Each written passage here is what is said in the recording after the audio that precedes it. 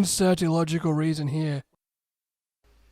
Hello out there in Internet land. This is episode 15 of the F1 Chat. I'm your host, Phil Lamington. Now, before I get into the introductions, I've got a public service announcement that I wish to read. It's a formally prepared statement. So, if it's okay, I'm going to read it now. Go for it, man. We here at the F1 Chat join together with the FIA and Liberty Media to speak out against abuse, be it of a racist, sexual or other forms of abuse, whether that it is online or in person. We do encourage conversation with our fans with the show, either on YouTube at the F1 Chat care of Vindicator 18 channel, Facebook at the F1 Chat, Twitter at the F1 Chat 1, don't forget the 1, and on Spotify at the F1 Chat. We here at the F1 Chat do not condone racist, sexual or other abuse, nor do we condone the stupid fucking decisions that Ferrari's strategy department seem to come up with that only a baboon would think is a logical call. We here at the F1 Chat wish to be a part of stamping out various forms of abuse and the idiotic decisions that Ferrari are making because of their flat-out incompetence. Trained chimps could do this better. Thank you. So, sitting on my left is a man who, he was rather happy about Daniel Ricciardo till he hit Stroll. How you going, JB? Yeah, I'm alright. An okay weekend, I guess. So much potential. Lando Norris was second in practice. I thought, here we go. Hungaroring. McLaren's got the most wins at Hungaroring out of every constructor. So it's coming back. Here we go. And then qualifying happens, and then the race happens, and my excitement just 45 degrees into the ground. But, it was alright. Lando got points. Yeah. And what the hell is that idiot driving? Good grief. Sitting to my right is a man who he got really excited at the end of free practice 3 because his man Nicholas Latifi was number 1. Yeah, imagine if the qualifying got rained out, and that was because that's what the qualifying results would have been, correct? If qualifying couldn't have been done, I heard. Yeah. Nicholas Latifi. Yeah, Nicholas Latifi and Albon in third. How good would that have been watching Latifi drop from first to 20th in the first lap? It would have been just like Ferrari putting concrete shoes on Charles Leclerc's car. It would have been like last year's start of the Hungarian Grand Prix where Valtteri Bottas was like the torpedo for everyone. Yeah. Except it would have been Latifi into Albon. It was Disney on ice. Latifi into Albon, double DNF for Williams, and everyone else just goes around the corner. So, Longhorn, how are you, my friend? Yeah. No, I'm good. Although I'm starting to think I might have to revisit my my team of choice to go for. No way. You committed. There is room for improvement. You're wearing a polo shirt. You ordered the polo shirt. I know I did. You committed. I know I committed too soon. Committed. No. Whereas I think I should be committed. I'm a bloody Ferrari supporter. What the...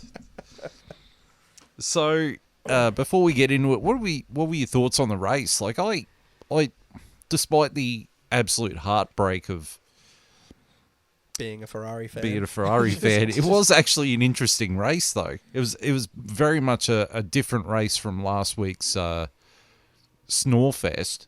Yeah, it was. Yeah, I think the racing itself was pretty good. Hungaroring usually lends itself to a lot of overtaking. But I guess the biggest thing was the strategy battle. Undercutting, overcutting, soft tyres, medium tyres. Concrete tyres. McLaren made the hard tyres work. Some teams made the hards work, unfortunately. Not Charles Leclerc. Did McLaren put the hard tyres on? Yeah. Lando Norris was running the hards at the end. And Ricciardo. Didn't work for Ricciardo, though, but it worked for Norris. Didn't work for Ricciardo because he cannonballed into Lance Stroll, but Norris was out there on the hards at the end. It's only because Lance Stroll couldn't see him through his eyebrows. And it was actually Danny Rick's fault this time. So. Yeah. And he doesn't know how to use mirrors. No. All right, so we're going to start off with this week's episode of the F2 Report with Longhorn.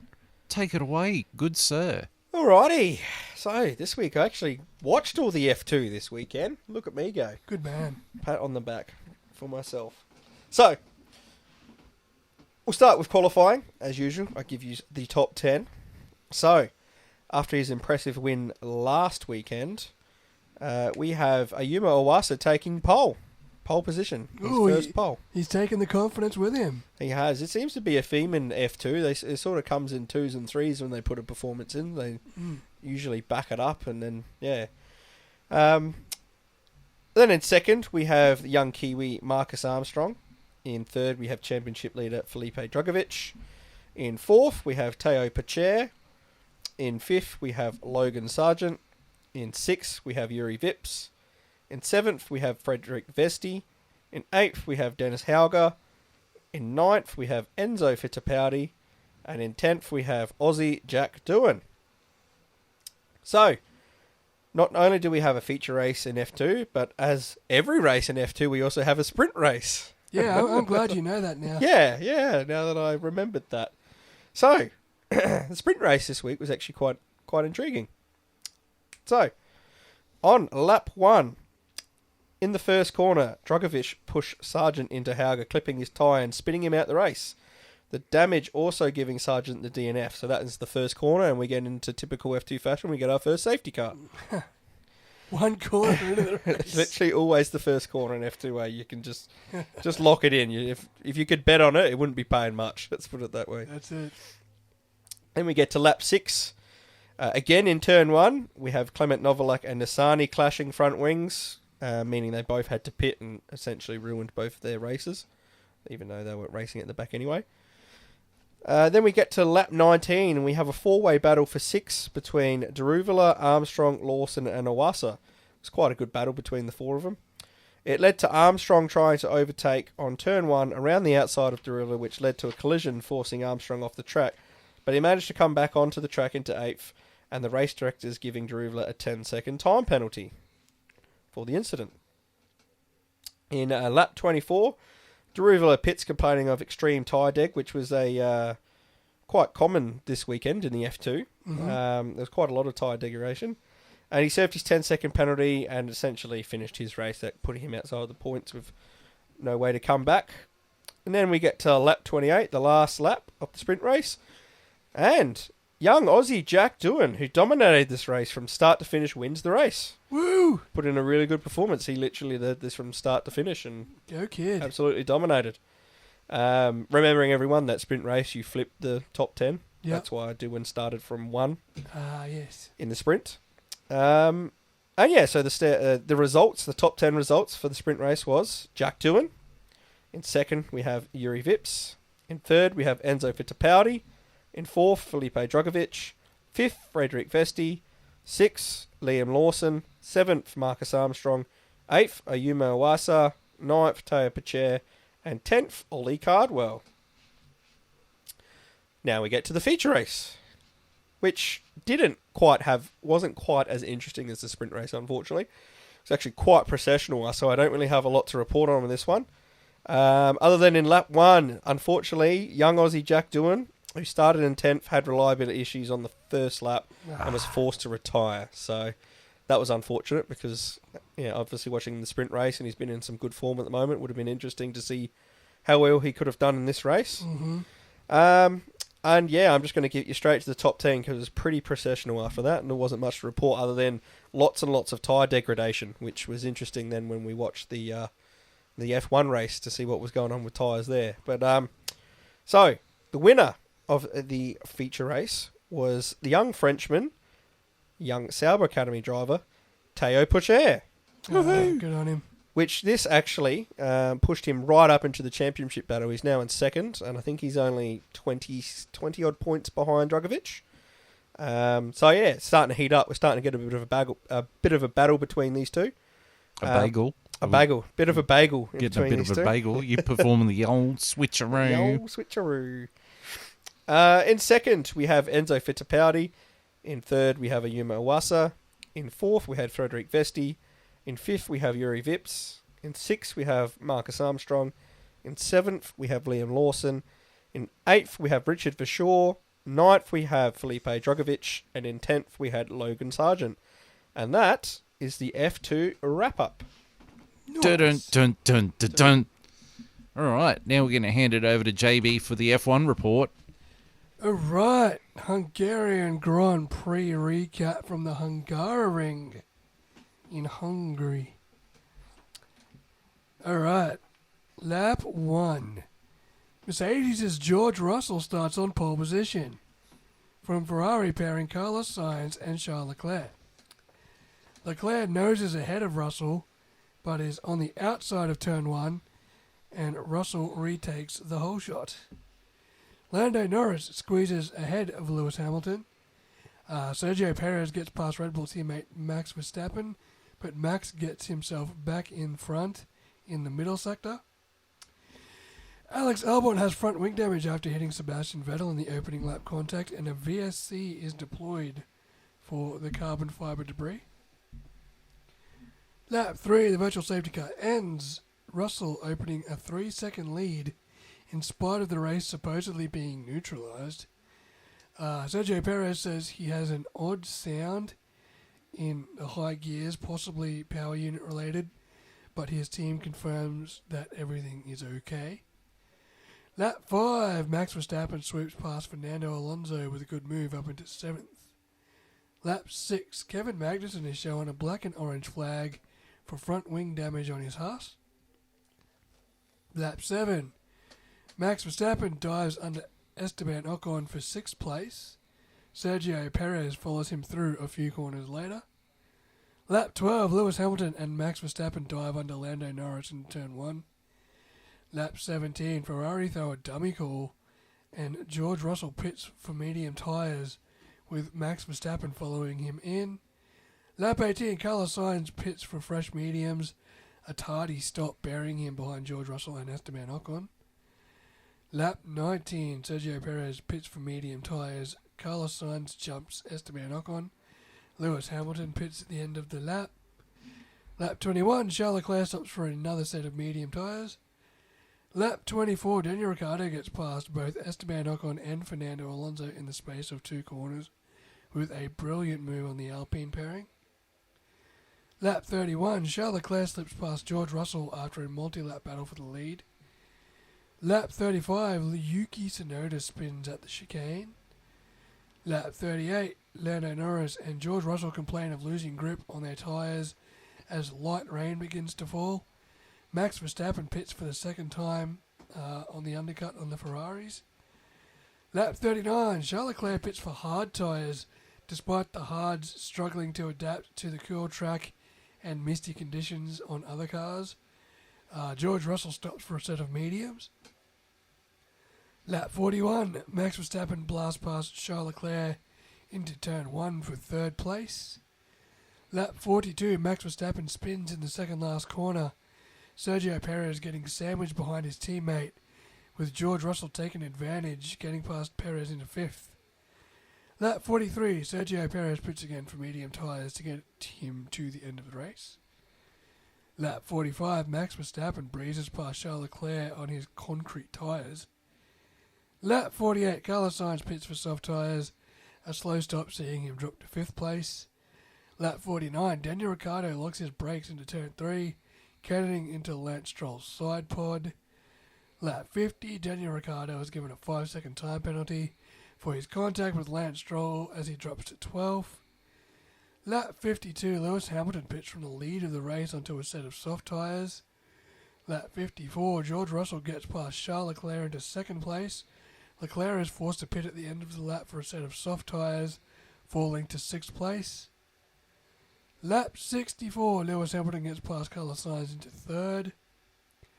Lap 65, Lewis Hamilton pulls the old switcheroo on teammate George Russell for 2nd place. Lap 68, Valtteri Bottas retires from the race with an engine failure, triggering a virtual safety car. And lap 70, Max Verstappen wins the Hungarian Grand Prix from Lewis Hamilton and George Russell as the rain begins to fall. Lewis Hamilton gets fastest lap and Max Verstappen gets driver of the day. And in 4th place was Carlos Sainz in the Ferrari. Fifth place was Sergio Perez in the Red Bull. Sixth was Charles Leclerc in the other Ferrari. Lando Norris was seventh. Fernando Alonso was eighth. Esteban Ocon was ninth. And Sebastian Vettel was 10th, getting a point. Woohoo!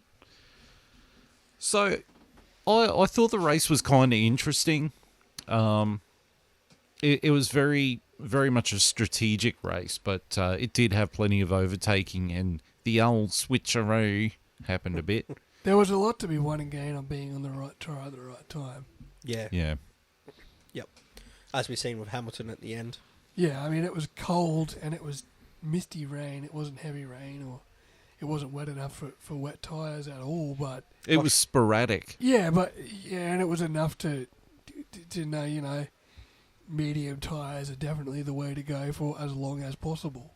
I would have loved a proper downpour, though, just to mix it up a bit, right? Oh, it would have Yeah. been great. Well, the race ended, and then about 10 minutes later, it bucketed down. Yeah, that's what I said during the race. If only this was half an hour later, this race Yeah, would have been... Yeah. would have been, prime. So I picked out some key drivers for me that really did really well, and one person who, I'll explain it. So the first key driver was Max Verstappen. I thought he drove a perfect race, really. Like, he started at 10th and finished first. He even had a spin, and he just controlled it beautifully to keep himself in the race. Yeah, what a Just brilliant kept going. drive. Yeah. Started 10th. I mean, he had a new power unit and everything because, that's why he started 10th. But the way he drove, and even he said himself post-race, he's like, when we woke up this morning, if you'd told me that we'd win the race, I wouldn't have believed you. Hungary. It's so evident, though, these cars, when they get those new power units, how much more power they have. Yeah, absolutely. In the first race those units are in compared to the older cars. Yeah. You always see them just storm up the grid, hey? Actually, I backtrack. He didn't get a penalty. He was still under his allocation. Yeah, it was He just Gasly had who a- got one. He just had a bad qualifying. Yeah. But yeah, no, the Red Bull was an absolute rocket. Hungary, you can't overtake really, but Max proved that you can. Mm. Yeah. Yeah. My next driver of the day, and I can't believe I'm going to say this, is Lewis Hamilton. I actually thought he drove a really good race. Like, he didn't whinge. He Even said his tyres were okay. and he drove the legs off that Mercedes. Yeah. He did. He started 7th. He actually started ahead of Max Verstappen and finished behind Max Verstappen, which probably tells you the pace of the Red Bull. Yeah. But I think Mercedes are starting to figure this car out now. Yep. the Double podium back The to back. porpoising issue hasn't been an I- issue for I think 3 or 4 races now. Spa and Monza, Mercedes are going to drop back down a bit because of the out-and-out power. I think the beauty of the Hungary circuit is because it's a smaller, more technical circuit, it sort of, besides the main straight, it cancels out the power advantage. Yeah, well, they call it a go-kart track for a reason. It's just a bunch of twists and turns, really. Yeah. Yep. Yeah, so, God, fingers crossed we actually get a Spa Grand Prix this year. I think we will. I think we will too. Lewis Hamilton impressed me. So did George Russell. Yeah, what a stonking weekend. He had that qualifying lap to put himself on pole.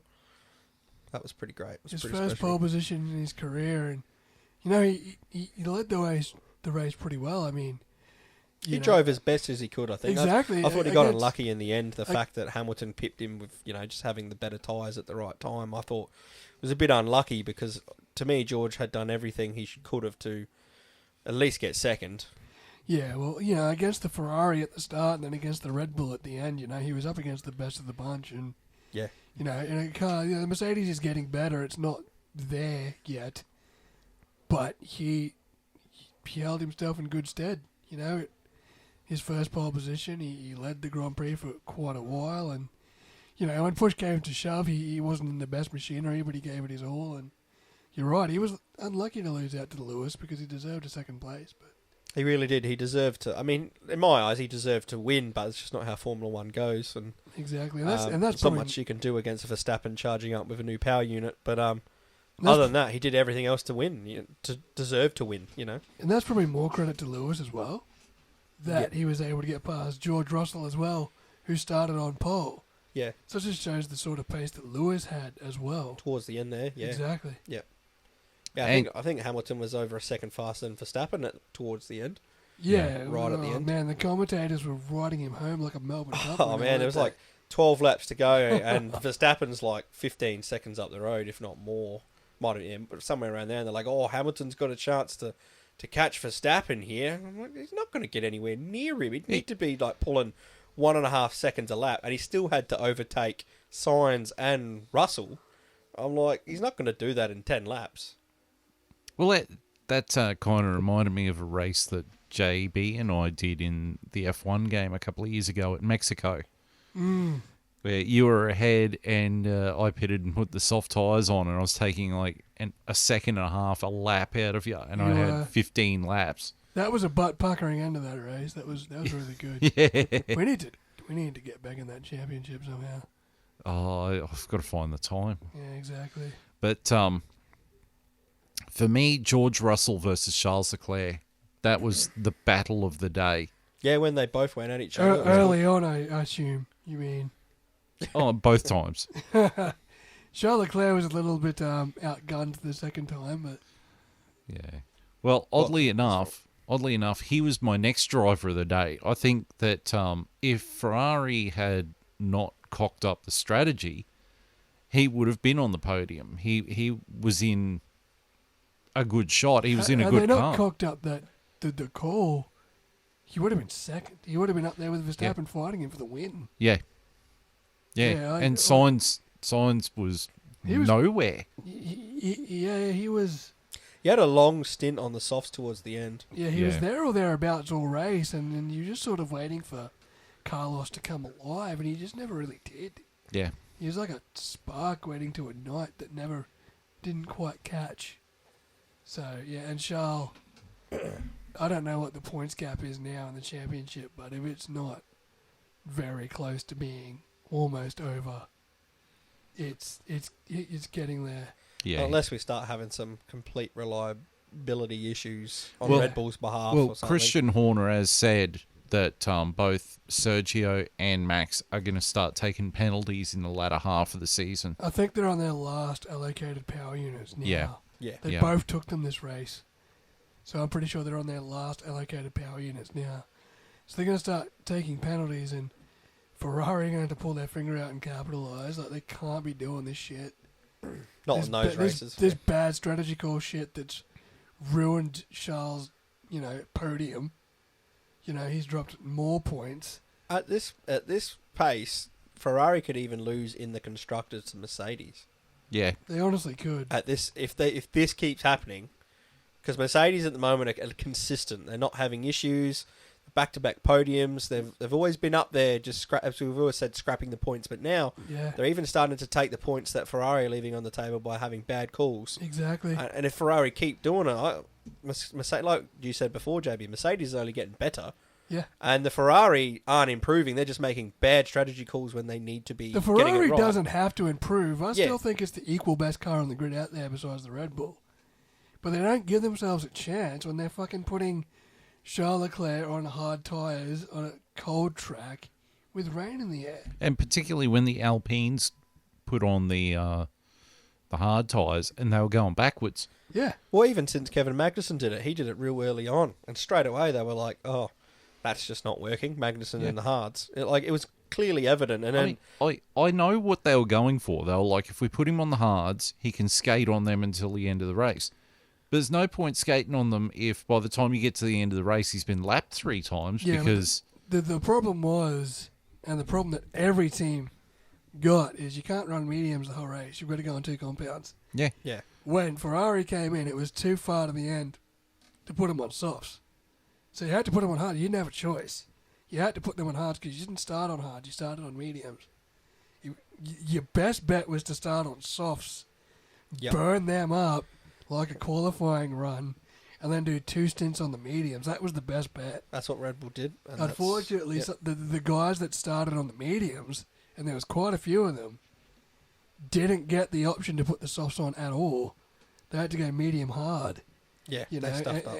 and despite the fact, 1 pit stop versus 2, but you're losing so much time on the hard tyre that They even would have been better off though going medium, soft, medium. Yeah, I mean, you could have You made know, it than work. doing what they did, which, as we're saying, left them to having to go to the hards. Yeah, I mean, Well- some did medium, soft. You know. Yeah, well, I Carlos think Sainz did that Sainz at the did end, that. but again, they had too long on the softs towards the end. Like, yeah, exactly. It was still too you far seen to the go. teams that had the softs at the start, they burned out at like lap 14, 15, they were Yeah. done. But it let them, like, as we're saying, coast on the mediums for the rest of the race. Yeah, Whereas Ferrari, given them, like 20 odd laps to have to run on softs. yeah. It when was a we'd bridge seen too it far. burn. Yeah, it was just that too far. And yeah. But therein was the race. Yes. That that's was it. the strategy battle that we saw all day up and down the grid. Yeah. But I think if Ferrari had started off on the softs like George Russell started off on the softs, he would have gotten a better start and could have gotten past Russell early on. He could have taken advantage of the tyres and the power advantage and all that, Yeah. and gotten in front of George Russell and could have skated away. Well, the problem is, like, no one really had any data on the hard tyres, what they were capable of and what they would do until the race had started. You know, and then they're like, oh, the Haas struggled, but we're not a Haas, we're a Ferrari, so maybe we'll be better on it than the Haas. And clearly not. Well, that brings me to my next person.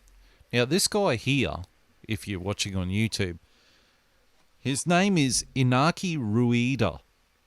He is the chief strategy guy at Ferrari. Inaki Rueda, that's a very Japanese name for a very white Italian-looking man. He's Spanish. Inaki Rueda. Yeah, I think Anaki is a Spanish name. It's a cool name. Yeah. I'll give it that. Inaki's Yeah, a nice but name. he's a retard when it comes to strategy calls. So much for, not condoning bullying here, but Yeah, well, fuck you, He- Inaki. You cost him points. well. Here's the thing: is that this is the bozo that made the decision to put him on the hards, right? And then Mattia Binotto is the guy who's got to go out and deal with the press and has to deal with Charles Leclerc. And Charles Leclerc after race was just like, he was fuming. He's like in the debrief, I want answers because we can't keep doing this.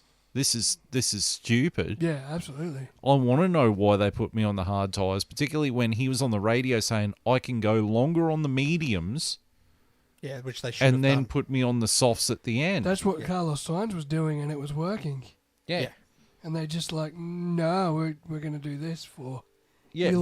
insert illogical reason here. Well, Charles Leclerc reckons that this guy panicked when Red Bull made the call to bring Max in. Yeah, they tried to cover the undercut but at the expense of giving the advantage on track because they covered the undercut, but then they were so much slower on track it didn't matter. Verstappen just overtook him like instantly Yeah. and was going up the road. How long has this guy been at Ferrari for? Is he the reason? Is he the reason Ferrari's been so shit for like 3 years now? I think he's been the chief strategy guy for about 2 or 3 years. Yeah, he took Yeah. over from Jacques Clear, but Jacques Clear is back in the team, as like an assistant coach to Charles Leclerc. It's the summer break now. I would be really considering giving this guy his marching orders. They've got to stop panicking. It felt like a panic decision. Instead Yeah. of going with what they should have done is, right, I believe they had already lost the strategy call in a sense by not starting on the softs. I think they lost the battle there already. But what they then should have done is committed to exactly what Mercedes doing, but in the opposite, going medium, medium, soft, but doing longer stints on the mediums. That's what they had. Like, this felt like they panicked and tried to do something different. And it's like, all the data we could see was saying, no, you don't do that. Like, his best chance was just to go with the medium, medium, soft. Like, and if you lost the strategy battle at the start. But you look completely stupid when you try and change it up with an even poorer decision. Exactly. Yeah. Like, it doesn't matter if you're on the same tyre compound as your opposition. You've got to put trust in the car. And Yeah. the driver. You've got to trust that your car and your driver, even on the same compound tyre, is better and faster than your opposition. And it's like they don't trust. There's like a lack of trust there. Yeah, it does seem like The that. Ferrari is, as I said, equal best machinery on the grid with the Red Bull. And Carlos Sainz and Charles Leclerc aren't slouches behind the wheel. Well, It's like rugby league terminology. Parramatta's like edge defense is like real bad. Like our wingers don't trust our centres for whatever reason on a sweep play out. Ferraris reminds me of that. It's like they don't trust the system or the process that's happening. You know, they make this instinctual call. Sometimes you look like a genius and you can make the right decision and shut the play down. that doesn't seem to happen for a Ferrari, though. And sometimes you look like Mike Acevo jamming 3 players in and leaving a winger with 20 metres of space to score in the corner. Well, I believe what you're saying. Like what you're saying sounds completely true because you look at was it last race in France, Leclerc had that spin, and then they made that call for Sainz after he just overtook Perez. because I guess they're looking at Leclerc spun, so I guess we're worried Sainz will. But in my opinion, I would be going. I've got to trust Sainz to go for it here because he was going for a podium place. And instead, they've gone, well, we'll go safe. And I'll be honest, though, I almost understood that call. I'm saying I understand it, but it goes into what you're saying about not trusting the drivers in the car. It's almost like I said, they instead of going for it then, for the podium, it's like, oh, well, we'll just go completely safe. Yeah, well, Phil... Instead of being like, maybe we see what Sainz can do here. Like, yeah, well, I'll swing it to you, Phil. Mm-hmm. Because I can't, but... Can you see anything in the Ferrari car, the Ferrari package, that would make you not trust it at this stage? Well, besides reliability and the occasional unstable snap of the rear, you know, what from a Ferrari's perspective, what would make you not trust the car? What would make you panic in a situation like that? It was like, I think the car's brilliant. I think that Leclerc has hit the nail right on the head, that Ferrari has panicked because they spent too much time not running their own race and reacting to Red Bull's race. yes, reacting to other things that have gone on. But here's where it gets interesting, is because Mattia Binotto said in his press scrum, whatever you want to call it, he said that we made the call because the car had no pace and could not keep up. Then you just got to cut your losses and settle for, you know, settling for a third place is better than settling for sixth and panicking. You know? Settling for third place on the same compound as your opposition is better than settling for sixth place, trying to do something different. Well, Leclerc's not going to be able to fight if he's not in the fight. Exactly. He's not going to be able to defend and put up a fight against Verstappen and have a shot at stopping Verstappen if he's nowhere near Verstappen, because you've put him on concrete boots and sent him out and said, go run a marathon. Which all the data pointed to. That's the weirdest part about it. That's the thing. Like, we saw Alpine, we saw the Haas, and yet they went, we'll put you on the hards. It's like you could have put him on 2 sets of softs. Like, put him on a set of softs, bring him up, make him just punch air like it's 1986, and then bring him in, put him on another set of softs, and he can go for fastest lap and just go hell-bent for leather and tell him it's just qualifying laps. Just go nuts. Yeah, push. You know, because it's at this point of the season where if he wants to stay in contention for the title, he's got to start winning. He's got to start finishing. He's got to start winning. And he's not going to be in with a hope if he's not in the fight. Exactly, and he's under enough pressure already. And we know how he reacts under pressure. He's not the best under pressure. Makes mistakes. He's really not. You know, even leading the French Grand Prix last week.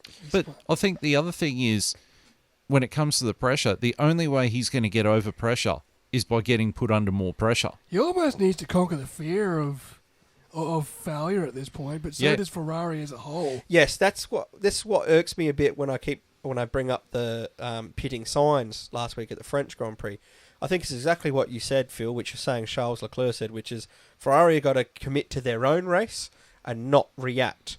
And it feels like a lot of their strategy is reacting. So if you go back to we're talking about this one, they reacted to Red Bull when they didn't need to. I feel like they reacted to Leclerc spinning out when Leclerc has said it was his fault. Sure, the tyres were, at an end where things like that happen. But as I'm saying, they then made a decision reacting to that going, they've determined in their head, well, that will happen to Sainz if we don't do it. Yeah. Yeah. That does, just because that happened to Leclerc does not mean that was going to go for Sainz. And if Sainz at that time has overtaken Perez, only got a few, he didn't have that much more to push out of it. It wasn't this impossible mission he had to get out of those tyres. Yeah. And he was in chance for a podium. How are you not going, we're going for that podium? We want the points. We want the podium. Instead, it was like, oh, no, it's definitely going to conk out because it happened to Leclerc, so we better cut our losses and just settle for fifth. That's safe. Well, it's not going to win you the world championship. Yeah, being conservative is not going to win you the championship from this point. Yeah. Yeah. I would rather Sainz have gone for it and spun out. Honestly. Yeah, go big or go home. Go big or go home. And conservative is what they did. Putting the hard tyres on means you don't want to stop again. Yes, it was conservative. Cool. Which is super conservative when your driver is like 70-odd points behind Max now. Yeah. And it's almost 100 points. And your team is falling out of the Constructors' Championship as well. Conservative won't win you shit from here.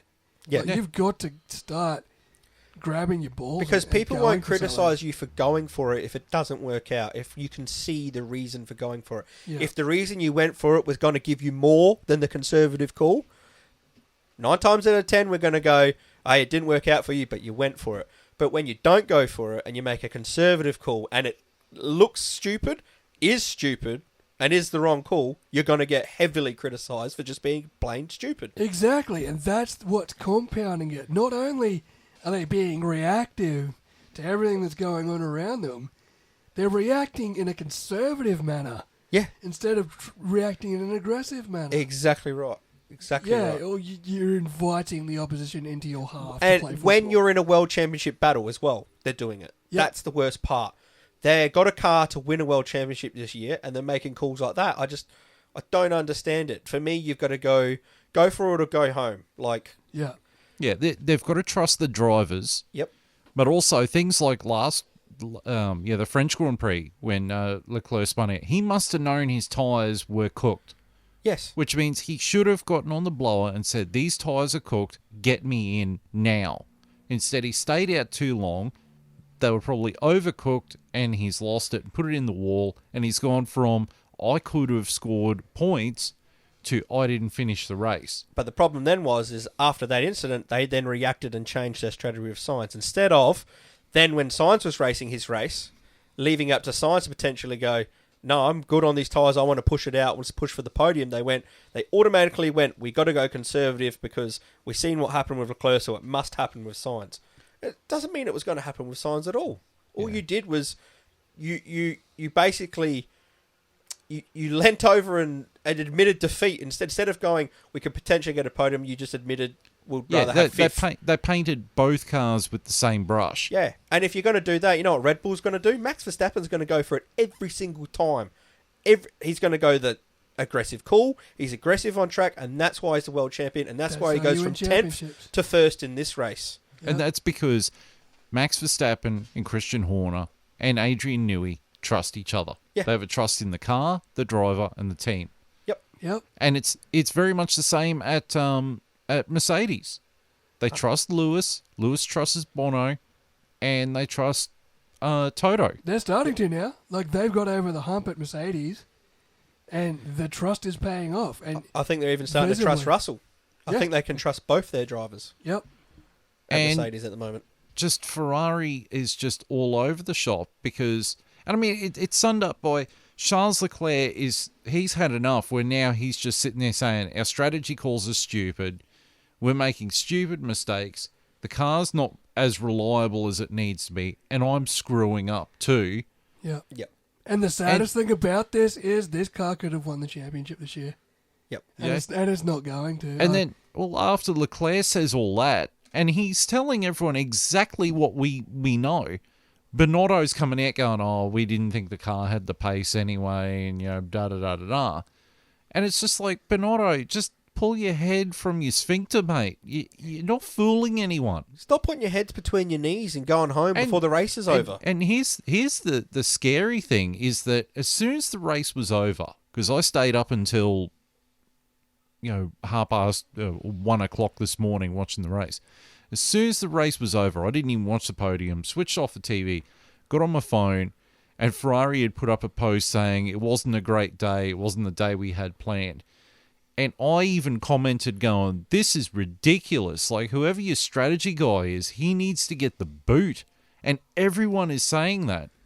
So while JB was doing the F1 report before, I got on my phone and Ferrari had just put up another post saying, yesterday was not a great day. We know that.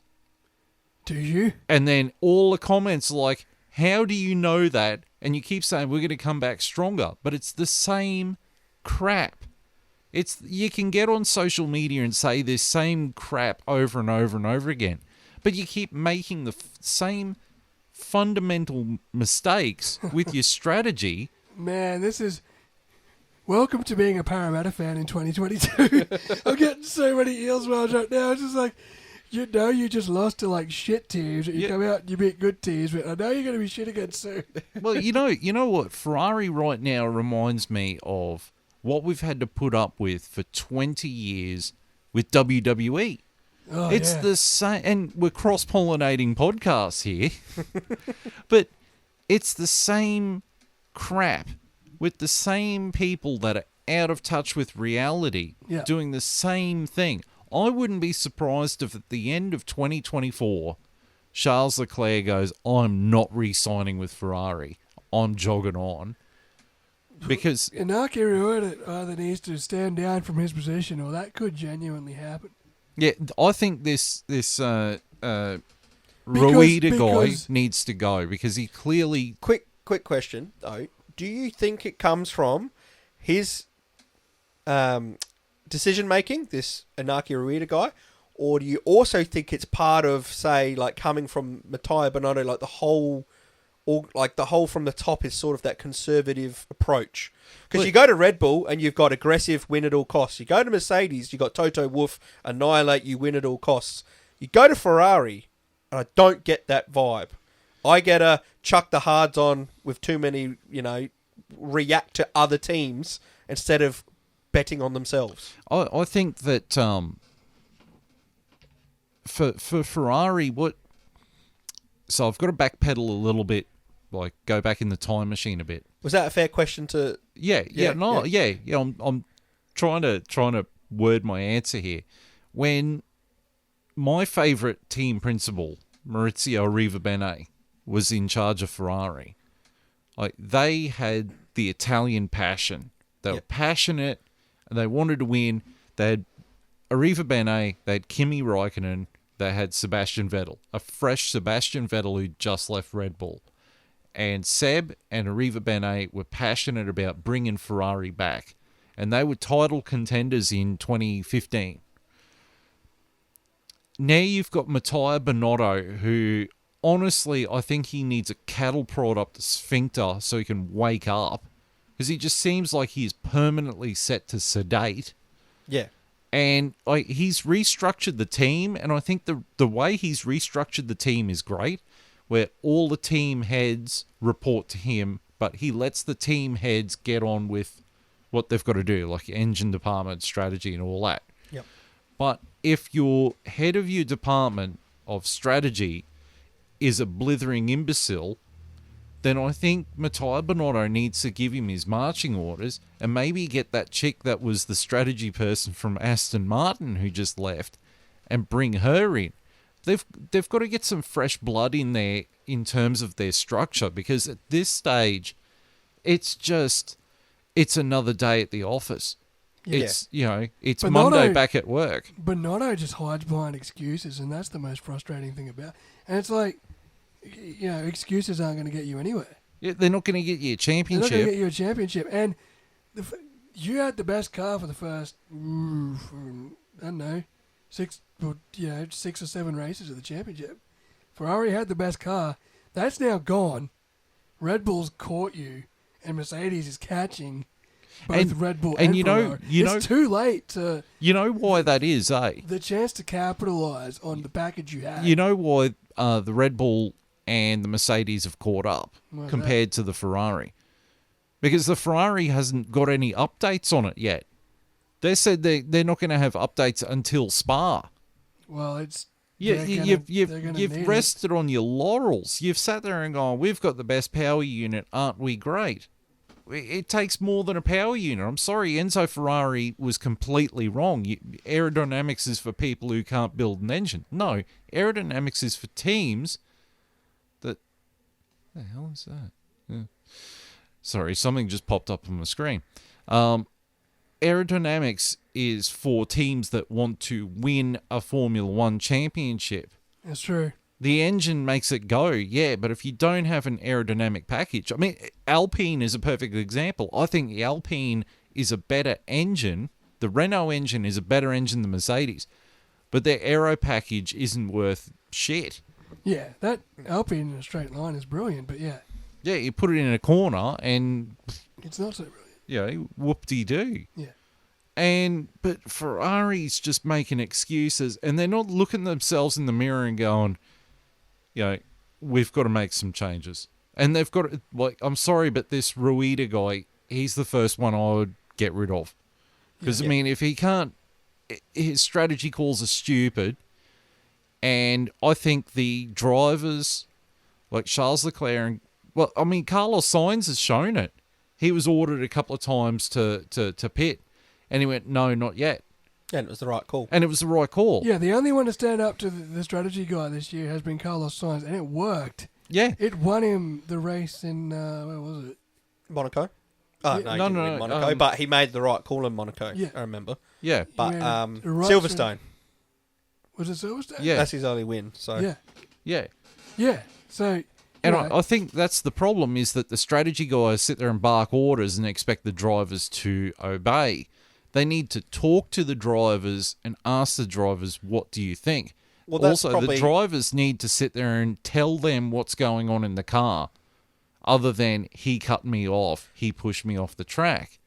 that's actually one criticism I guess you could give Charles Leclerc then, who which he has every right to whinge about the strategy calls and all the rest of it, but he's never taken control like Carlos Sainz has. That's right. Charles has always just done what he's told and then whinges about it later, Yeah. which I understand if it's the wrong call because you're trusting your engineers and they can see all the data, etc., etc. But Carlos Sainz on multiple occasions has gone, no, he's made his instinctual call and it's been right. Charles hasn't been willing to do that. yeah. So I guess you could give Charles a little bit of criticism too, saying, hey, well, you haven't fired back at any of these guys to give your input, you know, what you think you should do strategy-wise. You're listening to their calls without questioning it or devising anything different. So, Well, then it brings me back to a very interesting sort of question. Do you think that at the end of 2024, when Charles Leclerc's contract is up, that they should replace him with Mick Schumacher? at this point, yes. Because I think Mick Schumacher's got more balls. I think At least he'll sit there and say, I don't think that's a right call. Charles is quicker than Carlos Sainz, but I think Carlos Sainz is the better. When I say overall driver, I think he's got the better package for a team. And if you get in a Mick Schumacher who might say even be quicker than Charles, I think that's a better pairing in the long run. Yeah. I don't want to talk too soon. Like Charles is obviously hugely quick, but that's a lot of what he seems to be is hugely quick. Yeah. Whereas with Carlos, you see, yes, they call him the smooth operator. He makes decisions, but I believe as far as you can tell, he works great in a team and with other drivers, etc., etc. With Charles, doesn't do great under pressure, doesn't make his own calls. So does he put the same input a Carlos Sainz does? Mm. If you're looking at team building, right, and you want the perfect, say, support driver, Carlos Sainz is it. But he's also got the talent to be your number one. You know what I mean? But it's kind of like Charles Leclerc is a really good driver, but Carlos Sainz seems to have a better feel of the race. I think Carlos is Charles the better Leclerc's- package in a driver. Charles Leclerc's great over one lap, but he's Yeah. not great over a race distance lately. And he's not very good with his starts. No. And, the problem with him being a yes man is that it forces him into a strategy that sometimes isn't the right strategy, whereas Carlos Sainz can be a race driver and use his instinct and make his own calls. And That's what I'm saying. Does that mean That's that what- Charles doesn't have that instinct to make his own calls? 'Cause he doesn't understand it. Charles needs to start learning off Carlos and being more instinctual. Yeah. And Charles' problem is that he's just as reactive as Ferrari as a team. correct. Carlos Sainz isn't as reactive and will go his own way if he feels it's right, well, Charles Leclerc will just react as quickly as the team reacts. Yes. And it's biting him in the ass, and it's going to cost him this championship. Agreed. It's very much Charles Leclerc is the opposite of like Lando Norris in Sochi last year. That one still hurts. Yeah, but I mean, like Lando Norris made the call To not come in. to not come in. Yeah, but I'll be honest, I don't think Norris was not going off of driver instinct. He was going off of panic. His decision was, I've got 2 laps left. I'm leading this race. Leave me alone. I'm going to win it. It's not going to, you know what I mean? Like, it was panic. McLaren It wasn't also- smooth operator. But Lando Norris, he had that will to win. He wanted to win, Yeah. and he went, I'm going to go big or I'm going to go home. He wasn't sitting there going, oh, maybe not. The team's telling me I should do what I'm told. Yeah, he made a decision. He made a decision and told the team, this is what I'm doing because I am backing myself. It might not have paid off, but he backed himself. And I think that's Charles Leclerc's biggest problem, is he's not backing himself. Here's the problem. I find that one, I get what you're trying to say, but I find it hard with that decision because that was a rain decision where they're looking at maps of the rain coming over. McLaren told him that there wasn't a second band of rain coming too. He went with that, but Oh, they told him there wasn't. yeah. Oh, There was okay, one if they band said of there rain. wasn't, then okay, Yeah. you're going off cool what you can see. The difference so in fair that enough. race was there was a band of rain coming through that both drivers knew about. There was a second band of rain behind it that Mercedes told Lewis about, but McLaren didn't tell Lando about. That was the difference. But, again, if that rain arrives a lap later, Lando Norris wins Sochi. But and what worked for Hamilton then was what we talked about earlier, was cohesion in the team. Hamilton trusted his engineers trusted Hamilton. Yeah. Hence why he picked when he did. Lando Norris didn't have that. Yeah, he made his own decision, but it was a stupid decision. We've all said that. Yeah. But it was miscommunication on both parts and a learning experience for them. Whereas, And to your point as well, Longhorn, Lewis actually said no to that pit stop, yeah, but then trusted his team enough. yep. He's Go, like, okay. no, because I think Bono gave him a reiteration. It's like, Lewis, come in, there's rain coming. He's like, it's not heavy enough. And then Bono's like, no, trust me, rain is coming, get in here. And that was trust. Yes, That 100%. was trust, and that was 100%. calmness under pressure. Whereas Lando was like, you know... But that's there's what not a Carlos second Sainz man. has. If you Yeah. notice with his calls are the same. The Ferrari say, do this, and he'll go, no, I think this. It's not a panic like, no, I'm doing this, blah, blah, blah, and it's completely the wrong call. He's calculated, like Hamilton, and then will make the decision if he feels it's right. Whereas the Norris one for me, again, was just a panic excitement at winning the race. But you're right, at least he had that. Charles, to me, just listens to whatever he gets told and then whinges if it doesn't go his way. Yeah. And at least Carlos has the balls to. Yeah. If he gets the call wrong, he'll cop it. Whereas if Ferrari as a whole get the call wrong, now Ferrari looks stupid and Charles Leclerc's not going to win the championship. Like, at least if Carlos makes a call and it's wrong, he can cop it and take pressure off the team. Yeah. But now Ferrari as a whole has got egg on their face and have thrown the eggs in Charles Leclerc's face. Yep, 100%. Like, it's a lose-lose situation. But I mean, in like I its said, entirety. Lando Norris last year backed himself. Charles Leclerc and Carlos Sainz backs himself. Yeah. Charles Leclerc doesn't. He just sits there and goes on autopilot. Yeah, he doesn't back himself, and he's in a team that reacts to everything around it, rightly or wrongly. Yeah, it's almost like the team doesn't That's back not him. how you win a championship. No. And it goes back to my original point, something about Ferrari. It's Ferrari not having faith and trust in its driver or its package when it should.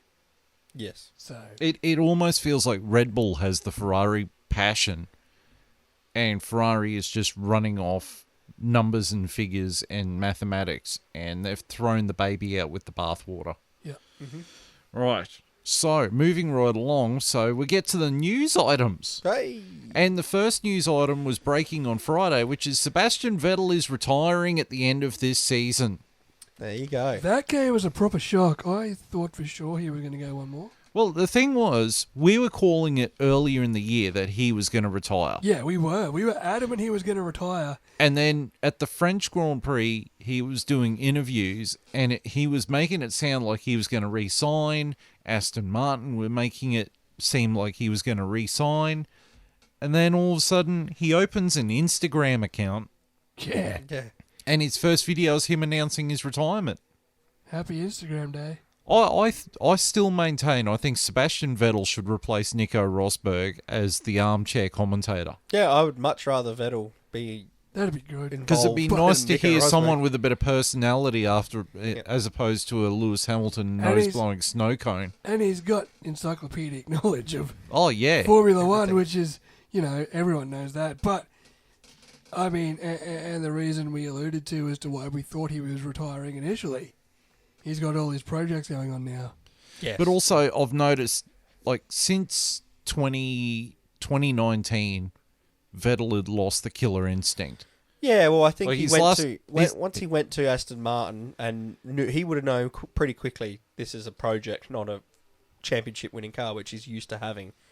I think at that point he's probably when he said, "I've won 4 world championships. I've done everything. I've cemented my name in Formula One forever." And you could see it. He started finding other interests and other things. I think his mind's like that. Like he obsesses. That's why he was able to do so great in Formula One. Now he's done that. He found another project. That's what he's going to obsess over. It seems to be climate change and helping the planet and helping other people. That seems to be his thing And now. his kids. Yes, that's right. And I think good on him. I think I think you're right. His heart wasn't in it from 2019. You could see that, but I think the instant they said at Ferrari that they were letting go of Kimi Raikkonen, that's when the passion for the sport left him. Because then he became ultra competitive with Charles Leclerc to the point where they were crashing each other out. yeah, And then 2020, they gave him that dog of a car that didn't work. Then he goes to Aston Martin thinking it's going to be a fresh start, and they give him a dog of a car. And then this year, it's an even worse car. Yeah. And so I think he's just gone, you know what, I don't want to be here anymore. And he's got other passions, and as he said, he wants to spend time with his family. Like Formula One takes up a fair bit of your time. yeah. He's done everything in Formula One he needs to do. He's not in a championship-winning car, and he's not going to get back in one.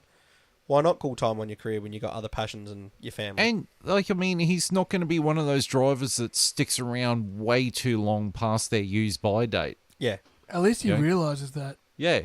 At least he was, and because at the start of the year we were adamant he was going to retire.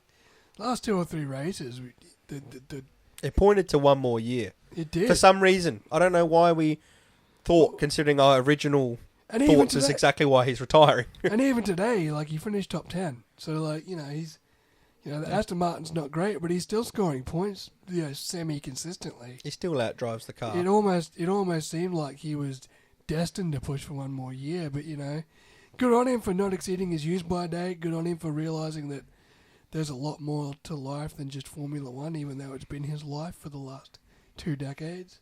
Yeah. Good on him for manning up and not, going a year or two too long and Yeah, congratulations looking on the a fool. great career. And then that left the door open for who's gonna get his seat. Because there was that seat and the Williams seat of Latifi. And everyone was like, who's going to go where? Or the big question was, where was Piastri going to go? Who was he going to get loaned to? Well, this happened while we were rewatching the race, or I was rewatching the race. They were watching the race. Breaking news. Breaking news. Fernando Alonso is joining Aston Martin next year. Did That- not see that coming. Even more than not seeing Sebastian Vettel retiring, we're seeing Fernando Alonso going to Aston Martin. And to me, that feels like a backward step. Yeah, it's It not the right call does. in my opinion. But I think that Maybe Alpine is really... We were worried. We were sitting here worried that Alpine's going to let Oscar Piastri go to waste. But Yeah. they're so keen to get Oscar Piastri on board that they're willing to let Fernando go to Aston Martin. And so they should. Piastri's the future. Fernando's the now for a year or two. Well, You the thing that I've heard around the traps was that Fernando wanted a 2-year deal. Yeah, and Alpine only. Alpine only wanted a 1-year deal, and then they wanted to ship him off to endurance racing.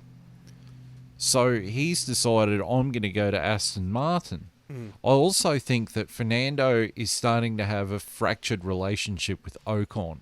Yes, I agree. And this is why I don't think it's a good move for Aston Martin, because Aston Martin is in a stage where they need to be building their car up. So the best input they can get is what they need. They won't get that from Stroll, but Stroll's going to be there, right? So they needed a Vettel-like character in a sense. But all the reports I hear around the traps is Alonso isn't great at building cars. He's one of those drivers that's a driver, but that maybe doesn't quite help the engineers to do their job to help build the car. And he's also not been a great team player at times. I just don't think he's the right fit for Aston Martin in a crucial time where they're trying to build towards becoming a works car and taking that next step with the new factory. I don't see how he's going to bode with Stroll. I don't see how he brings anything more than what Sebastian Vettel. I think he brings less, other than he might be maybe slightly better on pace. Slightly? I don't know. Where's he gone since he's come back as to where anything's improved? He went to McLaren, but McLaren were already on the up when he came back. So, they continued upwards when he left. You know, McLaren went Honda when he got there, I think. And then, they were on the upwards when he left with Renault. Yep. You know, he went to Alpine. Alpine's on the up. Although you compare Alpine to what Renault was, maybe much for muchness there. And now he's going to Aston Martin. Do you think Aston Martin's going to improve with him? No, that's what I'm saying. Yeah, exactly. I think that Aston Martin signed Fernando Alonso because Lawrence Stroll's backers, his sponsors for the team, and Lawrence Stroll himself feel that they need a name, a marquee Formula One name in their team to bolster sponsorship and all that bizzo. I don't think they're gaining anything by hiring Fernando Alonso. I think it's a backward step for Fernando, and it's a sideways step for Aston Martin. They're not gaining anything by having him there, and Fernando's getting in a worse car. And who says Fernando doesn't... Fernando's backing himself for multi-years. Alpine was saying one more, right, which is the smart play, right, because he is, 43? Sure, he's driving fantastic now, but it might not take much for him to lose that half a second, and all of a sudden he's not a driver worthy of being on the grid at this point. I think that Fernando has passed his prime. He has, and he's still out driving the car. But to be honest, because everyone's like, "Oh, he was so great, he's got 2 world titles." He got 2 world titles because, in all honesty, the FIA nerfed the Ferrari. They nerfed Schumacher's Ferrari. Yeah. So then the Ferrari wasn't within pissing side of a championship, and it was Fernando versus Kimi. I think Kimi was the far better driver, but he didn't have the reliable car, and they had that stupid rule where you couldn't change tyres during a race unless they were fucked.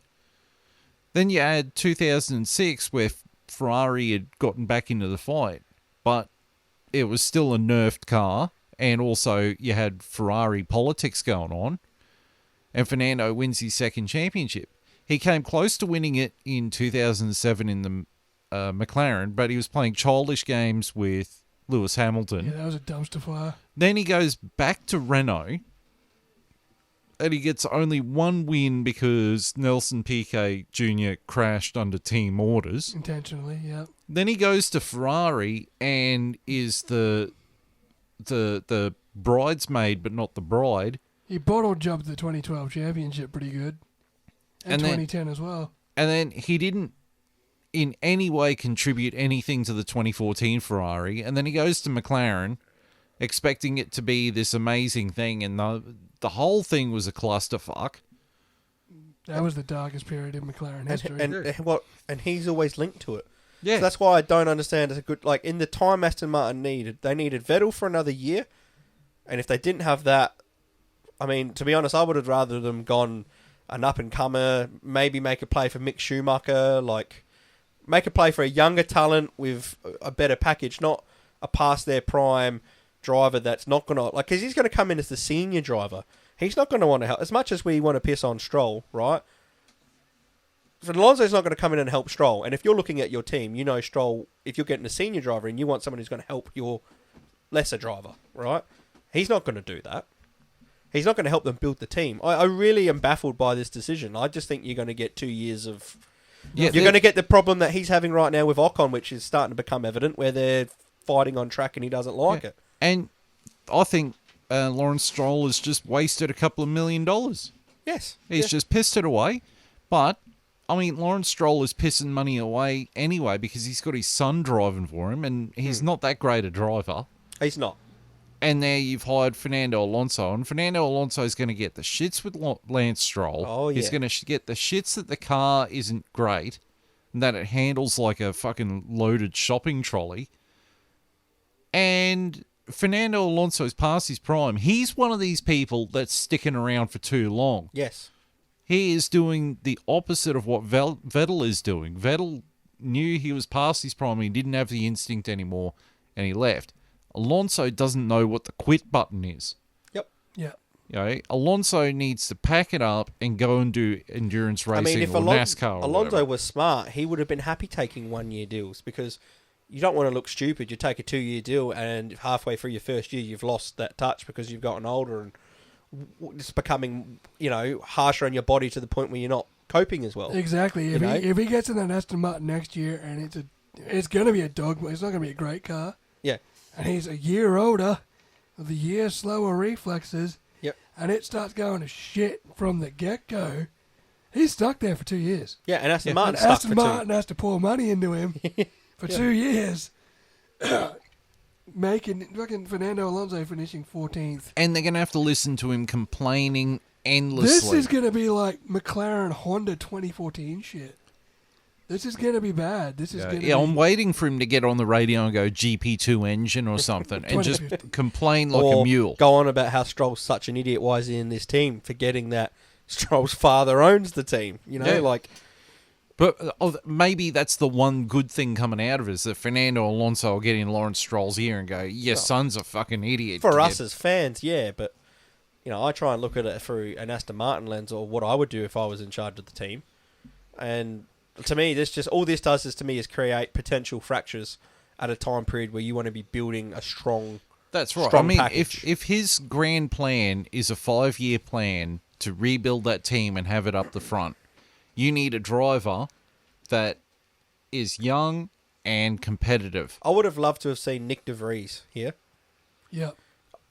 I would have loved... that's the driver I was actually rooting for to get in here. Well, I mean, apparently, I think it was the race was saying Nico Hulkenberg could come back, but That's a worse option. Yeah.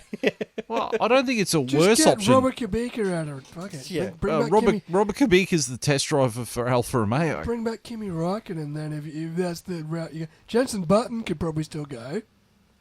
I think their best option would be either have a look in F2 or have a look at IndyCar. Try and get your hands on either a Teo Pourchaire or He's in someone the Sauber like... Academy. Yeah, but he's got cash. He just blew a whole couple of $1 million getting Fernando Alonso. Yeah. Get a Teo Pourchaire or someone from F2 or a Jack Doohan or something. Or Logan Sargent. He's starting to come through. Well, we'll get to him in a sec because, Or Gasly. Why didn't they make a play for Gasly? Well, because Gasly signed with... he re-signed for a year. he I know he re-signed. re-signed, but... Well, maybe that would have been the solution, is sign Hulkenberg for 1 year and then get Pierre Gasly at the end of next year. No, this is their solution. Stop, As I said, I would have gone for someone like Nick De Vries, someone who's got pedigree and is still in, the setup at the moment. It's with Mercedes, their Mercedes power unit friendly. I would have made a play for some guys from IndyCar, You reckon? like Simon Pagenaud or Colton Herta. Pato O'Ward or one of those guys. Yeah. Felix Rosenquist. Yeah. Will Power, although he's a little bit past his prime. But, Yeah, I think Power's a bit. but he bit is old. leading the IndyCar Championship at the moment, so Yeah, but good on him. you know what I mean, though. Yeah. Try and get some young and up and coming guy and build the team around him, like Red Bull did with Max Verstappen, like Yeah. Ferrari's doing with Charles Leclerc. Build the team around a young and up and coming quick pilot. Build a team around not a Lance Stroll. Yeah. Yeah. This is going to be the funniest pairing next year, I think, because you're just going to have Complaining. complaining, Constantly. dumb shit. It's I going to think- be entertaining. Let's put it that way. I think they're going to crash each other out. Yeah, 100%. This is It's gonna just be going to be 100%. calamity. It's not going to be like Lewis and Fernando, but it's going to be pretty fucking abysmal. You know what it is? It's going to be Lewis versus Nico. Yeah, but not for a championship. Like, fucking, Yeah. Yeah, for 10th. It's gonna be like it's gonna be pettiness for like fucking 13. No, it's going to be Yes. it's going to be them crashing each other out to try and get into Q2. Yeah, That's what it's going to be. 100%. This is a lose all round situation. I mean, Christ, what Lance if- Stroll's gonna get no guidance from Fernando. Yeah. No. Fernando is there for a paycheck and nothing, and he's gonna bitch because the car's a dog box. Yeah. And he's gonna realise that real quick. And Aston Martin stuck with him for 2 years, and you're gonna stuck with him complaining, not contributing anything to the car or Lance Stroll or the development of fucking anything. And rather than And they're going to be like, well, you know, we let Sebastian Vettel go for this? Yeah, but rather than concentrate on fixing the car or telling the team what's wrong with the car, he'd rather pull up on the side and take over the cameras for the Sky Sports feed. He will look for the first opportunity to pull that car over next year. There might not even be anything wrong with it, and he's just going to GP2 engine on me. Yeah, this is This the is- worst car I've ever driven, blah, blah, blah, blah, blah.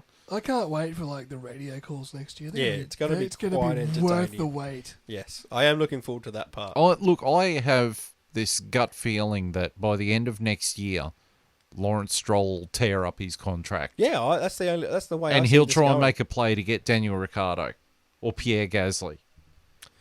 I don't I don't know. I think, don't man, trust him after making this decision. if this is I mean, he's the problem is he's probably throwing too much money at Alonso to tear his contract up now. Is it a world champion thing where it's like he needs to have a what's it? He needed a name.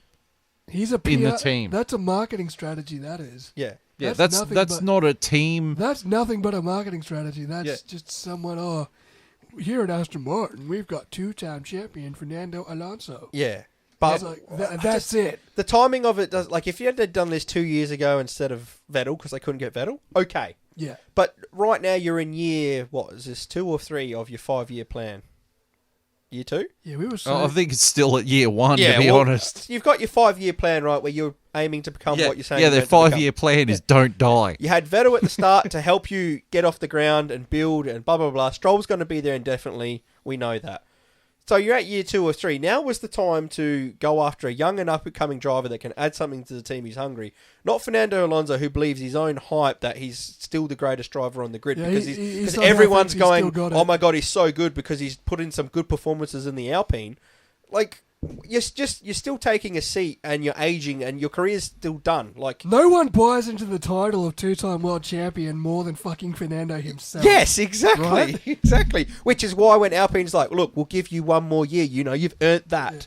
And Aston he's gone, no, Martin- I want 2. It's like, how can you expect teams to, like, when they've got Piastri to be like, yeah, we're going to give you multi-year deals when you're 43. Like, as I'm saying, he could lose that half a second in the first Yeah, well, race next I year. mean- Aston Martin has bought into that two-time world champion tag. And no one buys into that tag harder than Fernando himself, who Yeah. just cannot let it go. Yeah. I mean, You they. know, and we thought, 41 at Alpine's pushing it. 43 at Aston Martin is going to be a fucking rude awakening for a lot of people. Yes. 100%. And he's past his prime. He's got nothing new to bring to the table other than new forms of complaint.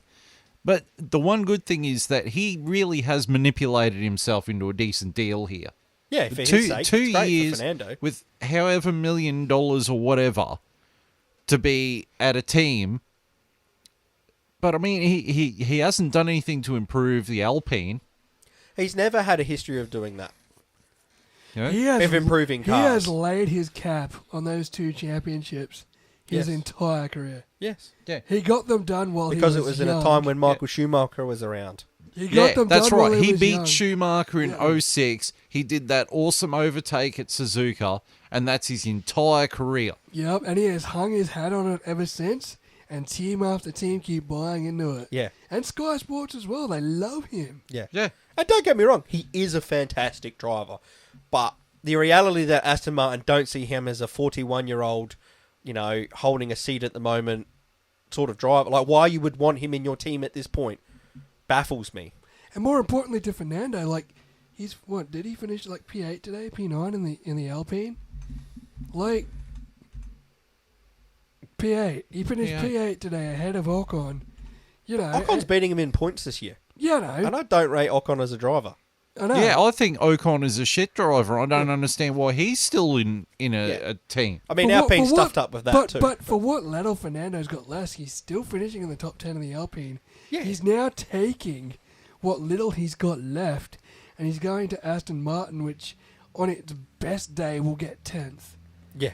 So he's taking what little credibility and life he's got left within himself, Which is on a thin edge. which is still fighting for championship points, and he's throwing it all away next year at Aston Martin. For 2 years. For 2 years. I just want to backpedal for a second because I was just thinking for a second there. Because I That's said dangerous. that at the end of next year, I reckon Stroll will tear up Alonso's contract. And I think you said no. He's he'll got too much money in him.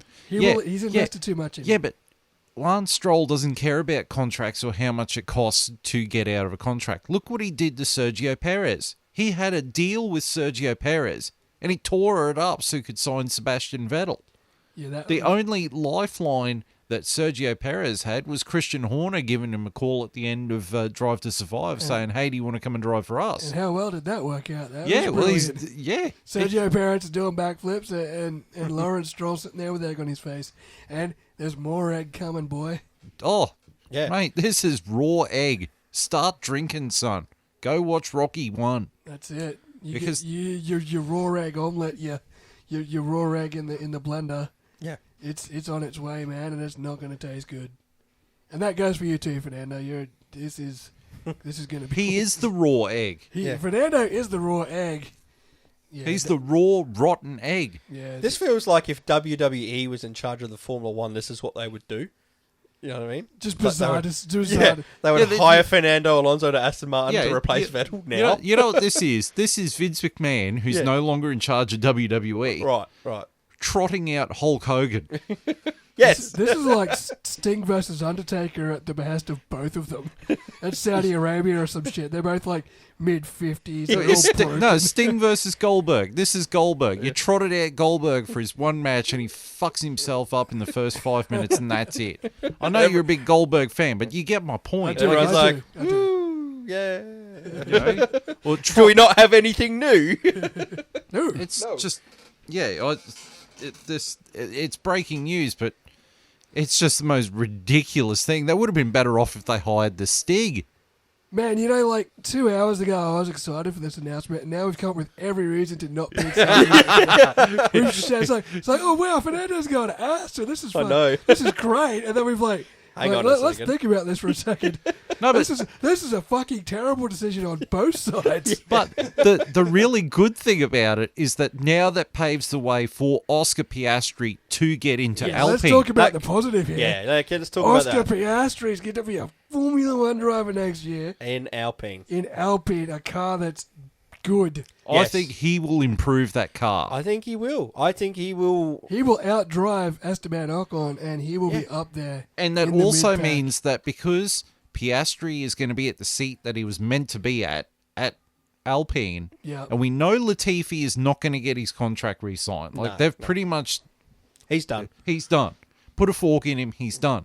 Which means that opens the door for Logan Sargent to get his seat at Williams. Yeah, I think that will happen because A, he's proving it in Formula 2 right now. B, he's American market. Yeah, we need to. C, Drillton capitalise. Capital is American backed. And D, he's member of the Williams Driver That's Academy. right. It's all lining up for that. So Yeah. And here's the funny thing. I think Williams would have been getting Piastri if Logan Sargent... It all started when he won that race. Yeah. Once he took pole and won that race, I think they took notice. And ever since, he's just stepped up to a point where they've gone, hang on a second. This could be a smart play here. We get to bring up an academy driver, American market. This is good for Williams going in the future compared to getting a loaned driver who would have been great for them still, but he's only going to be there for the year and then go back to his, Part of me thinks, though, that Sebastian Vettel, when he retired, would have said something to Stroll like, grab Mick Schumacher. Well, you know what would have been great? And Lawrence Stroll is just going, yeah, whatever, we need a name brand. You know what would have been great is if Aston Martin looked at it and went, the relationship Vettel and Mick Schumacher have. If they went, let's make a huge play for Mick Schumacher and keep Vettel tied to being like a support to Mick Schumacher. So he can still have his and a driver advisor for both their young drivers, because I'm sure he won't mind doing it for Stroll, but there's investment in Schumacher. Yeah. So get Schumacher in, young, exciting talent while you're building with Vettel as the senior advisor. That would have been my play if I could. Or even have Vettel as like the test driver. That way help them out. He can test the car, he can figure out how the car works, and he can advise Mick Schumacher on how the car works.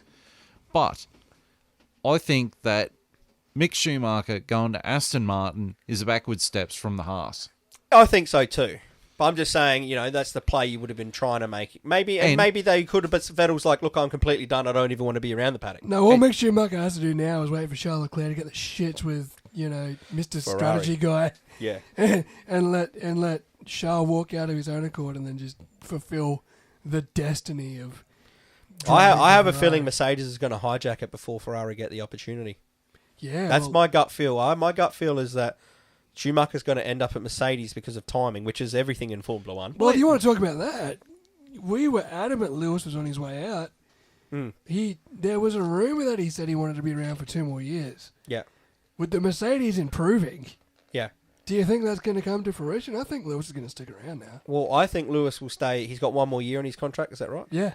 I think he'll stay his contract out, but I think it lines up at the same time. Schumacher's contract's up with Haas. Is that correct? Yeah, that would be a massive... So I have a feeling. I'll be honest. I think they would gladly drop Hamilton for Schumacher at the right time. Schumacher's contract is up this year.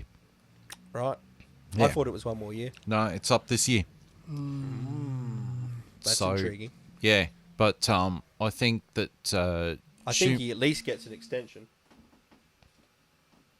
But yeah, I think Schumacher wants to be in a Ferrari. I think Schumacher is loyal because he got put through the Ferrari driver academy, so I think he wants to stay loyal and get himself into that seat and fulfill his destiny. Oh mate, the red carpet's been rolled out to him since the day he stepped foot in Formula 2 even. Yeah. The day he won the Formula 2 World Title, the carpet was rolled out for him, ready to go. But I mean, he does have the talent for it. He could go to either team. He could go to... Well, his dad drove for either team, so it's not like you'd be totally shocked seeing Mick Schumacher in a Mercedes, but you would rather, for destiny's sake, see him in a Ferrari. Well, Michael, he only drove for Mercedes as a favour for Ross Brawn. Yeah, right. And then he retired when Ross Brawn stepped away from the team and Toto Wolff took over because Toto Wolff kind of didn't want the Michael there. Yeah. And I think Niki Lauda didn't want the Michael there because he wanted Lewis Hamilton. Toto Wolff would want the Mick there? No, probably I don't think he would. Yeah, fair enough. Fair enough. All right, next news item is that there's been a floated idea through I think it's the Monaco legal system or bank system or whatever. Porsche is looking to buy 50% of Red Bull powertrains. Yep. Thus making Red Bull powertrains Porsche powertrains, and they're going to develop the Porsche power unit for Red Bull in 2026. So they'll just become Red Bull Porsche. Yes. Yeah, that's how I thought it was going to work. But some of the Honda technical staff that developed the Honda power unit that is now the Red Bull power unit are still there. So they're talking about leaving, which might trigger Honda to stick around and put a new team on the grid. But that's all theoretical. This about the Porsche. How do you guys feel about Porsche buying Red Bull powertrains and using that IP as their base for their Porsche power unit? I think it's smart. I think that's the way it was going to naturally evolve to, wasn't it? Yeah. As soon as Porsche announced that they were going to go into business with Red Bull, you know, they were going to overtake the power unit side of it anyway. Yeah. Especially No, with Honda going. Yeah, you know, however way that was going to work. So I think this is just the natural first step of Porsche becoming the outright engine power unit maker for Red Bull. Yeah, because I don't think Red Bull really want to be Red Bull powertrains. I think they'd No. rather have this arrangement. They were just forced into that by Yeah. Honda. It was kind of like when Red Bull had the falling out with Renault, and they were running Renault engines, but they were rebadged as Tag Heuer. Yeah. You know, it's an arrangement that's there for convenience, but not for practicality. Yeah. But the other thing is that so a few years ago, Porsche was developing an engine for F1, like a V6 power unit, and apparently they chucked it on the dyno, and the thing was an absolute monster. But then Porsche went, or VW specifically said, "Nah, you're not going in F1. You go do endurance." Audi has gotten that power unit, that engine, and are building their power unit based on that Porsche engine.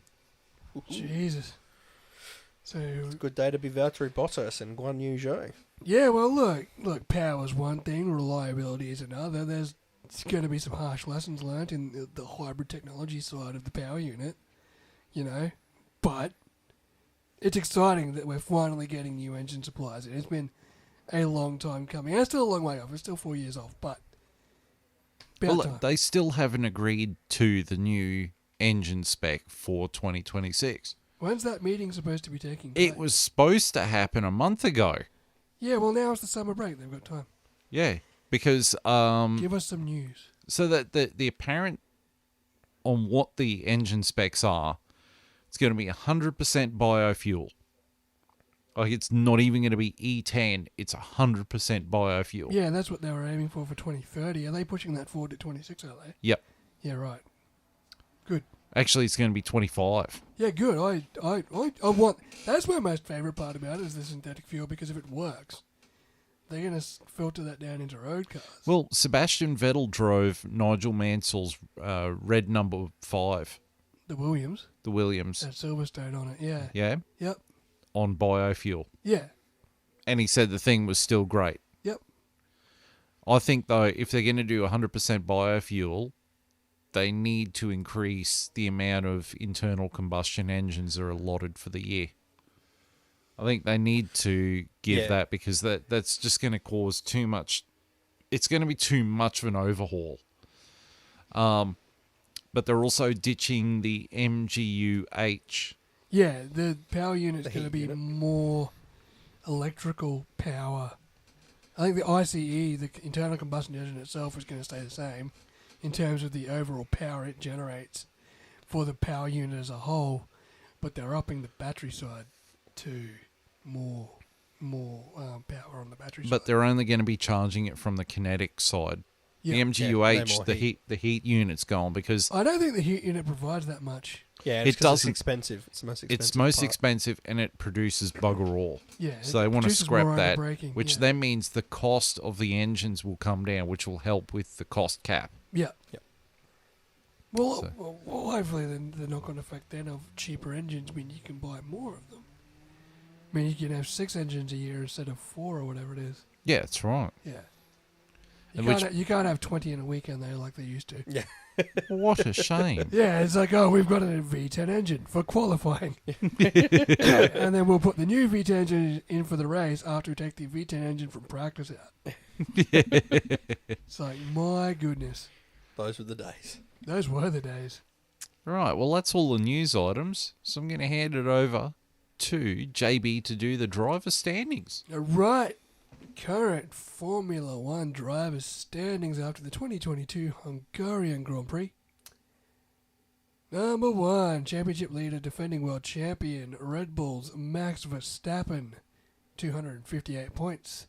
Second, Ferrari's Charles Leclerc, 178 points. Nipping at his heels in third, Red Bull's Sergio Perez with 173 points. Fourth is Mercedes' George Russell on 158 points.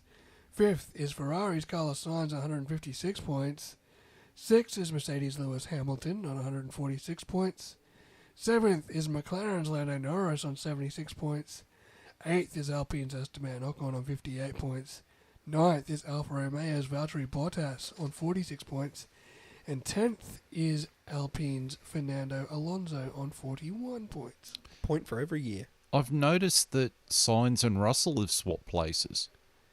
Yeah, only just though. And that Alonso's now in the top 10.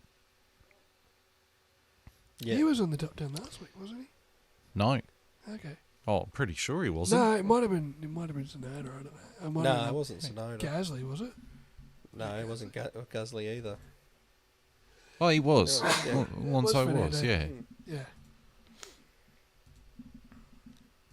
And then we're going to get Longhorn to do the team standings. All right.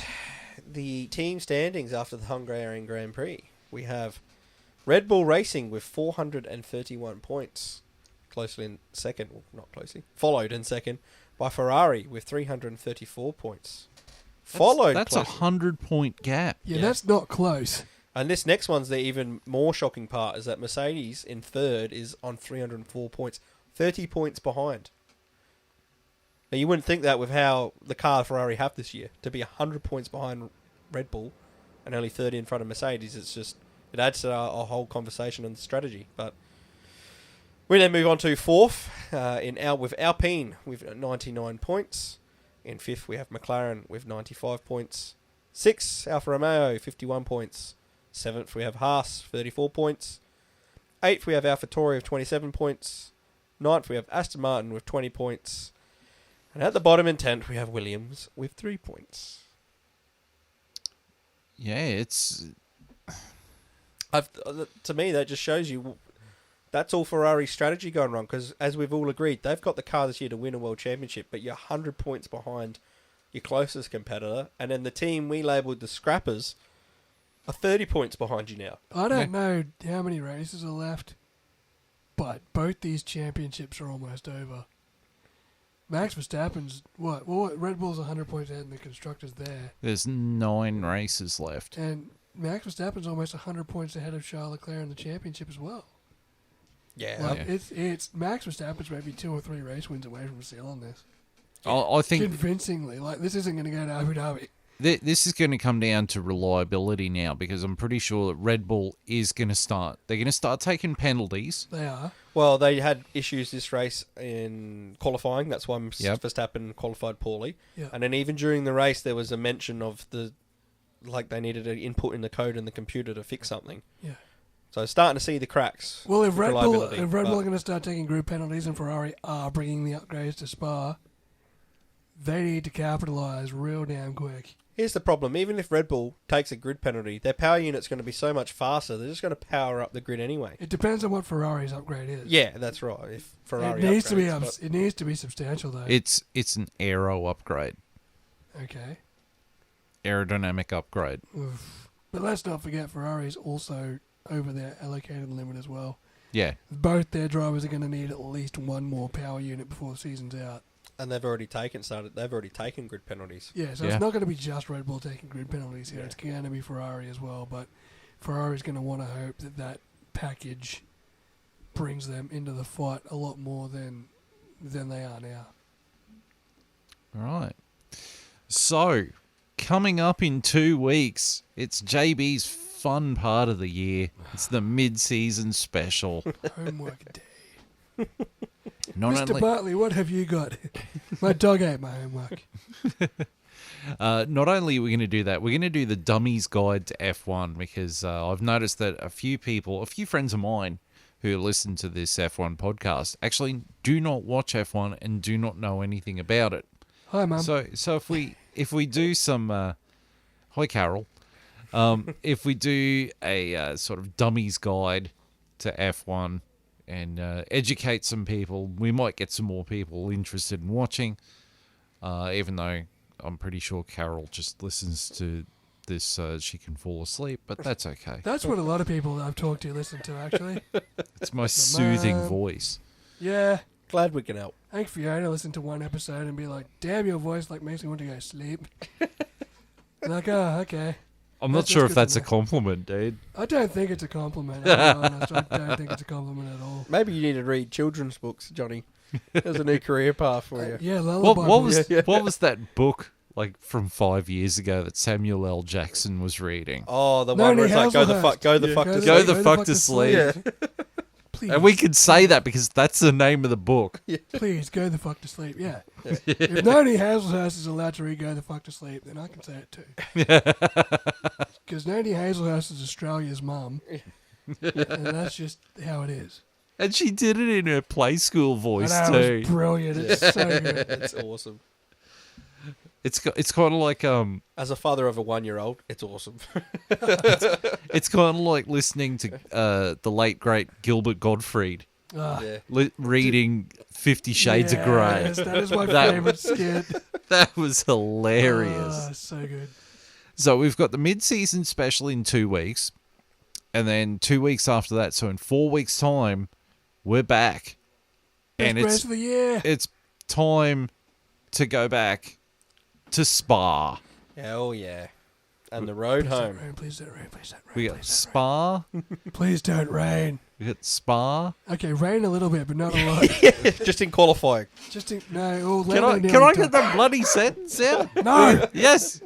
We got Spa, Zandvoort, and Monza in a row. They pushed Zandvoort a long way back down this calendar, haven't they? No, what they're doing is they're getting all the good tracks together. They're like, yeah, we're gonna have some fun now. Spa and Monza was always the back-to-back, though. Now they've just sandwiched, levered, shoehorned Zandvoort in there, Crammed it in. stomping on it to close it, the lid. They're sitting there, Bono's going, get in there, Lewis. Get Well- in there. Well, you know, the Dutch fans were happy last year. How happy are they going to be this year? And then after that, you've got Singapore Yes. and Japan. Mm-hmm. Looking forward to that. Yeah. And then we get to Shall I whip the calendar out? should be Coda, Yeah, Coda, then Mexico, Mexico, then Brazil. Yep. and then I hit the Then microphone. Abu Dhabi, right? Uh, What do we got? We got Spa coming up, then the Netherlands, mhm, then Monza, mhm, Singapore. mhm. You're right. Japan, Coda, Mexico, Brazil, Abu Dhabi. That's it. Yeah. I still wish Jeddah was like back down this end of the calendar, but that's all right. Yeah, well, I still wish a lot of things like we'd have Hockenheim back, but we just don't get what we want. Mm. Right. So now it's that time of the episode. If you wish to engage in the conversation with JB, Longhorn, Barry Enchilada, and myself, That's right. Engage. you can follow us on YouTube on the F1 Chat, care of Vindicator 18 channel. On Facebook on the F1 Chat. Twitter on the Twitter, as Chris Jericho would say. On the Twitter. The Twitter. The F1 Chat 1. Don't forget the 1. And Spotify, the F1 Chat. Yep, and both the YouTube video link and the Spotify link, when they're available, will be up on the F1 Chat page on Facebook. And probably on our personal pages as well on Facebook. Yes. Also being shared to Twitter. The Twitter. Yeah, the race notes I read out at the start of the show, they were up.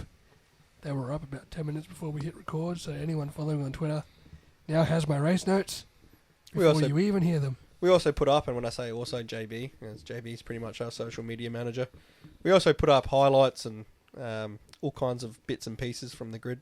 That's the paddock. it. I mean, Anything we say we're going into like the Dummies Guide to Formula One, off-season break. But if you want to keep abreast of it, just there's plenty of videos and highlights up there. Yeah, just On- check out our on the pages. page. And, Yeah. plenty of stuff there to check out. Yeah.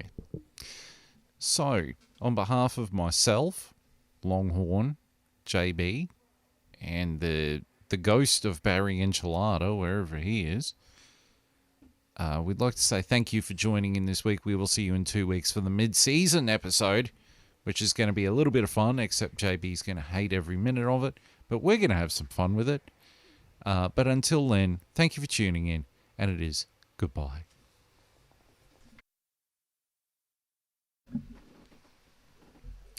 Hello out there in Internet Land. This is episode 15 of the Fuck. Fuck it. Start again. Fuck it. Delete.